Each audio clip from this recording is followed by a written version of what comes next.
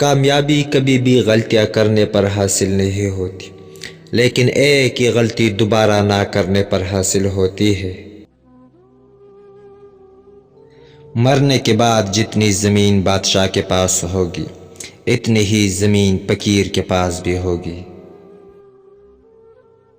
آزادی کا مطلب ذمہ داریاں ہے، یہی وجہ ہے کہ زیادہ لوگ اس سے ڈرتے ہیں۔ زندگی اپنے آپ کو ڈھونڈنے کے بارے میں نہیں ہے، زندگی اپنے آپ کو بنانے کے بارے میں ہے۔ جھوٹ بولنے والوں کی سزا یہ نہیں ہے کہ کوئی ان پر بھروسہ نہیں کرتا، بلکہ یہ وہ خود دوسروں کے قول و فعل کے اعتبار کرنے کا بھروسہ کھو دیتا ہے۔ اچھا دوست خدا کا دیا ہوا بہترین تحفہ ہے۔ جو اپنی سوچ بدل نہیں سکتے وہ کچھ نہیں بدل سکتے۔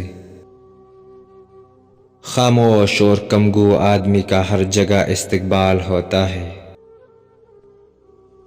کسی نے 1 روپیہ چرایا تو وہ چور، اور کسی نے لاکھوں چرائے تو وہ فنکار۔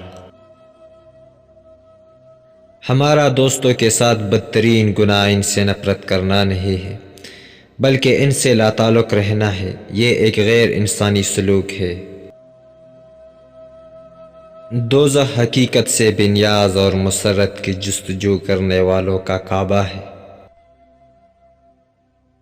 غلطیاں کرنے میں صرف کی گئی زندگی نہ صرف قابل احترام ہے، بلکہ کچھ بھی کیے بغیر گزارنے والوں کی زندگی سے بہتر ہے۔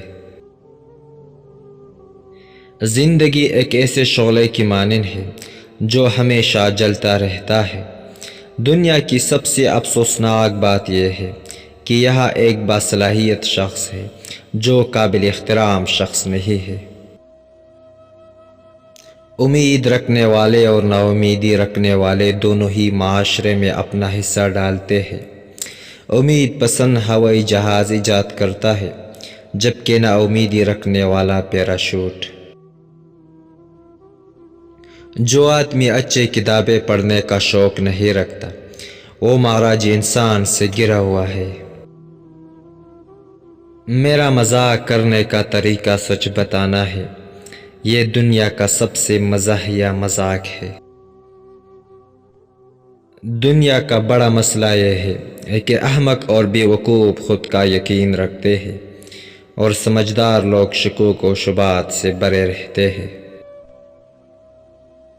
جب کوئی آدمی شیر کو مارنا چاہتا ہے تو وہ اسے کیل قرار دیتا ہے، جب شیر اسے مارنا چاہتا ہے تو وہ اسے درندگی کہتا ہے۔ دنیا کا سب سے بڑا اور بدترین گناہ افلاس ہے۔